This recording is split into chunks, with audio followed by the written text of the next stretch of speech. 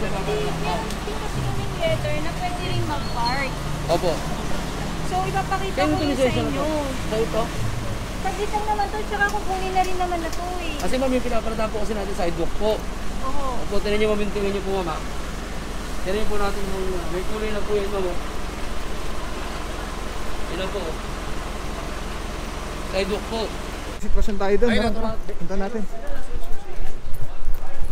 Nangyari doon. Wala sa'yo ha. Nabangga pa yata.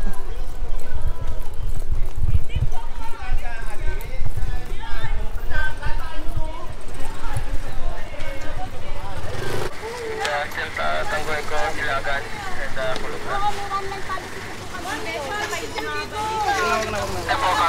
Yung ano yan, okay na yan eh.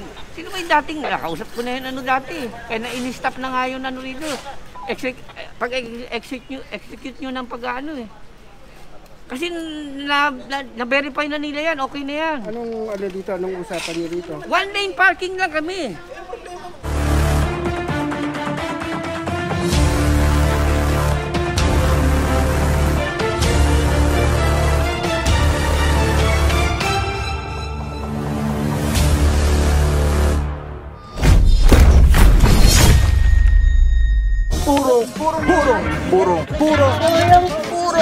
Purong pagmamahal.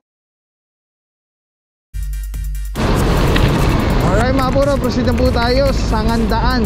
Yun yung narinig natin na next target location po natin. Alright, pasada lang po tayo. Marami-rami pa po tayong kasamang tow trucks.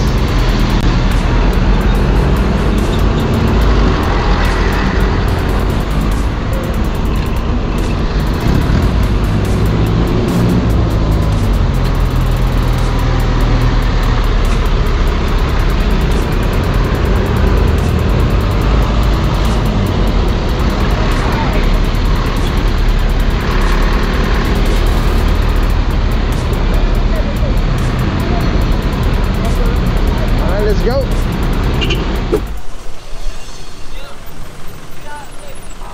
What is up guys? Papawi puro pa mga puro Mars. At sama natin TTMD Tika si Paggaling Sir Dexter Gadenas Lusog Quezon. Karga na lang ito dito. Vice Mayor Dian Soto. Ano mga puro din natin alam papatikit si boss ng hindi. Hindi nga, ano? Yung kondo, titikitan ko. Gamit ka ng lifeline mo. Kanino ba to? Kanino to? Tanong mo muna. Eh, wag na nga. Pahila mo na to, pahila mo na. Balik mo na siya, pahila mo na.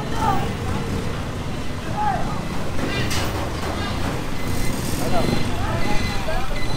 Muna lang yan. Kung may mali sa panguhuli, sa opisina tayo, bawal tayo. Ano? Tigit na lang ha? O, sige. Kaya mga puro, yung ano naman nito, katiwala ano. So papatikit na lang po siya para hindi na po ito yung kanyang motorsiklo, yung tricycle. So dito naman mga puro, ito meron na tayo naabutan dito na SUV. Tapos pinag-aalis na lang yung mga motorsiklo dito.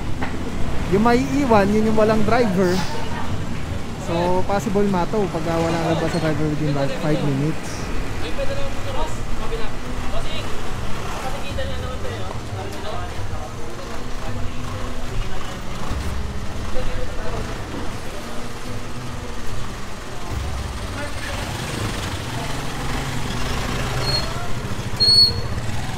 Tapos dito naman mga puro, merong isang Maxus. Anong kotse to? Na van. Ganda nito Ganda. Tapos may van dito, Hyundai. Tinitikita na kami driver naman. Dito naman pick up. Hinihintay natin ang bus yung driver na orasan na rin po. Dito mo may driver na rin. So hintayin na lang, patiket na lang pagka meron ng mga really magpatiket. Pero tuloy-tuloy continuous video po yan within 5 minutes. Subject pa rin pa. Ito.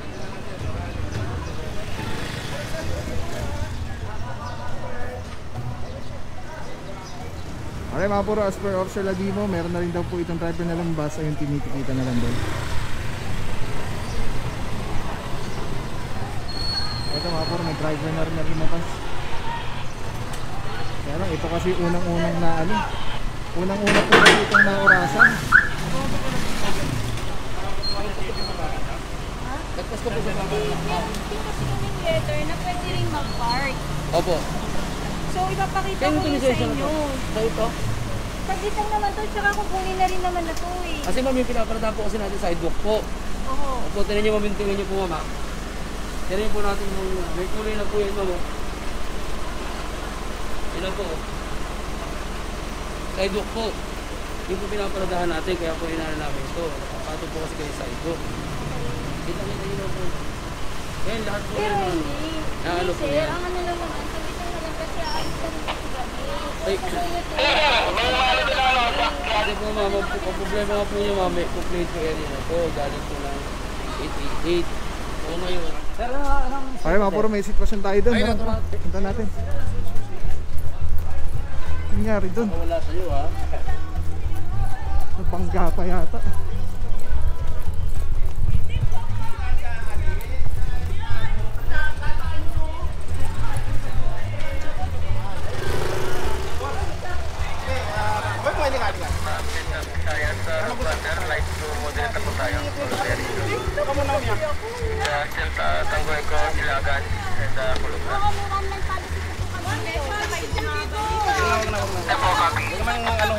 Madali lang po kami. Kaya nga boss ay kinakausap naman, di ba? Excuse po. Hindi, pero pinsan ko to. Pero po, opo sir. Opo, ganito po yan. Kasi aalis na po siya. Kaya po nilabas ng pinsan ko. At saka po one lane policy lang po kami. Tingnan niyo po yung loob namin. Meron po kaming parking talaga. Opo ka, kaya lang aalis na po siya ngayon. Tatawagin ko po yung president namin. May one lane policy po kami. Yes, sir. Okay po, ma'am. Pakinggan nyo naman po kami, ha? Pakinggan nyo kami, sir, ha? At that time of apprehension, yung sasakyan po ni ma'am, not attended. Alang driver, nasa na ba? Oo, naiintindihan ko naman yun, sir. Kaya kasi bigla kayong dumating, di ba? Natural, not-attended talaga siya kasi bigla kayong dumating eh. Ngayon, eto, kaya nga, eto nga siya, nagbibihis nga. Kaya ayan nga, paalis siya. Oh. Kaya nga po, Sa asosasyon po namin, may one-line policy po kami dito. ayan po ang barangay po natin. May Opo, barangay po galing tayo. po sa barangay. Galing sa barangay. After po ng barangay, wala po silang one-side parking po dito. Ay, meron po. Sige po, pakita nyo po sa amin yung Ito po yung guidelines. president. President namin. Kaya pa si Sara, kaya pa rin. Meron po kami one-line policy dito. Unit-unit pasuyo nga barangay dyan, barangay. Ayos ko kuya kasi nakakalaman. Bayan palengke, within Raya Market. President, President yung one-line policy ng barangay. Authorized po yan ng city government po na po sa city, ma'am. Hindi po yan yung bayad lang Kasi may mga truck eh. hinain po lang. Kailangan po, meron po lang talagang na pinayagan po ng city government ng one-side parking po. Wala, masasabi lang Ha? kasi may one-line policy. Yun nga po, ibibigay nyo sa akin guidelines, kailangan po aprobado po ng city government po yan. Okay? Pero pag wala po, pasensya po kung verbal pa lang. Kung baga hindi pa na-aprobahan. Notice na may Di po? Hindi naman nag-uotis yan eh. Pag may kasi may nagsumbong doon, yan ang ganyan nagkakaroon ng ano yan. Yung mga taga... Relax lang po. Alam po lahat naman po natin yan na pag-uusapan po. Kasi compound po kami, may lumabas lang po kanina. Pinyano lang po ito ng asawa ko kasi nga po nilabas lang po ako po, palabas namin po ako. Yes, ma'am. Tinawag lang niya po ako sir. Kalma lang kasi kayo, ma'am. Una po sa lahat, ma'am, wala po tayo magandang pag-uusap kapag medyo po tayo mainit, ha? Alam po namin, ma'am, meron po yung problema. Pero, Problema po ako, pumasok lang opo. po.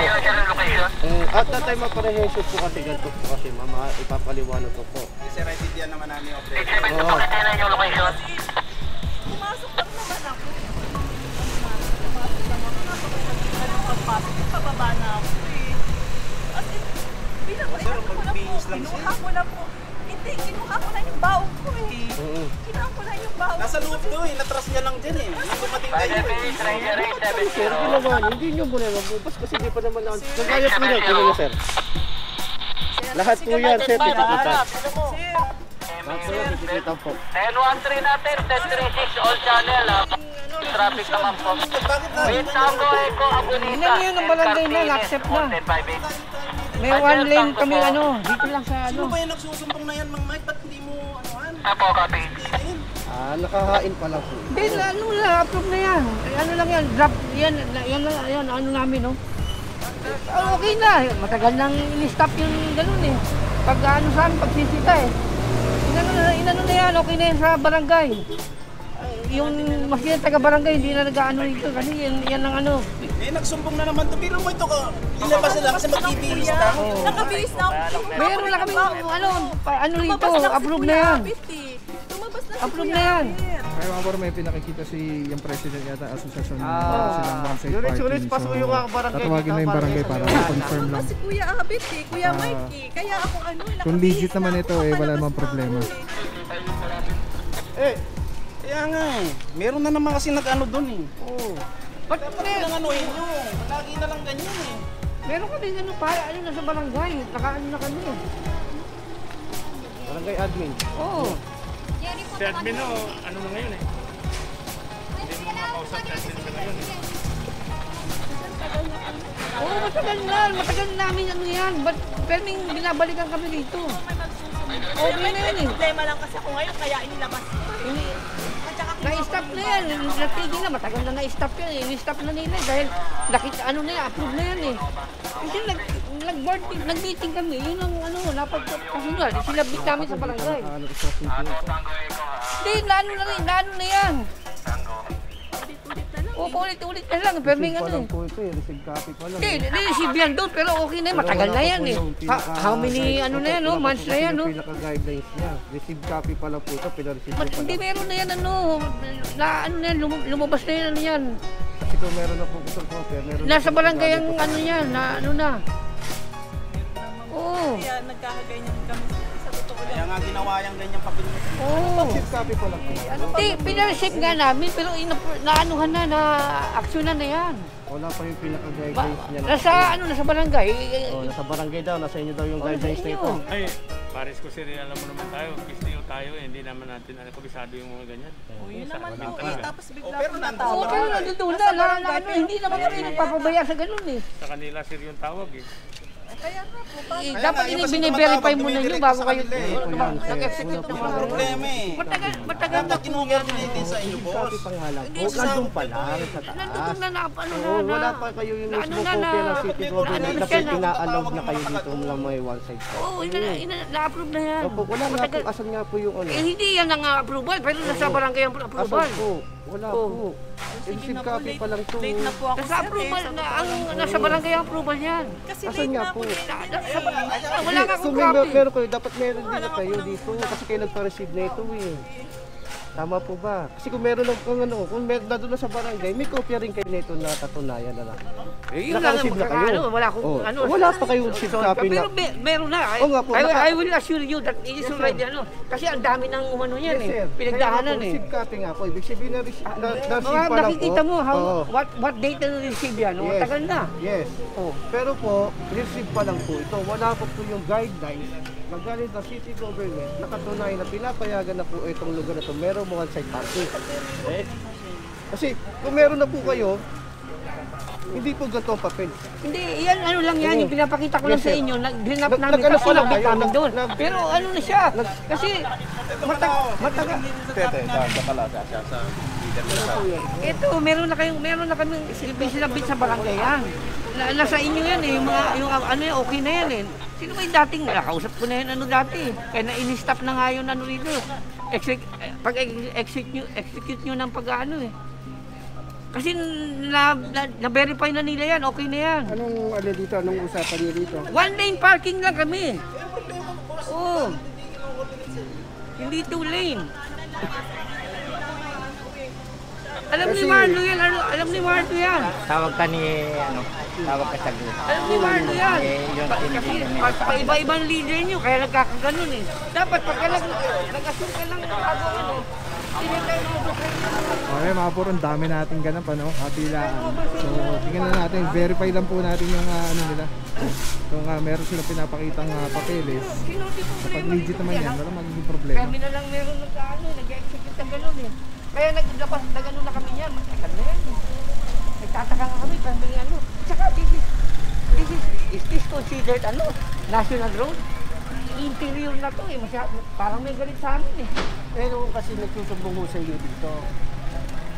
nakakakuha ng request. itong operation na to. Kung hindi po gated yan, donated na po yan sa city. Ito yung kasi Meron na kaming sa barangay niyan. pero wala pa pong resolution si barangay. Wala pa rin, wala rin pong ordinansa. Meron na. Hindi po, tanong ko po, may ordinansa po ba si barangay? Oo, meron Asan na yan. po?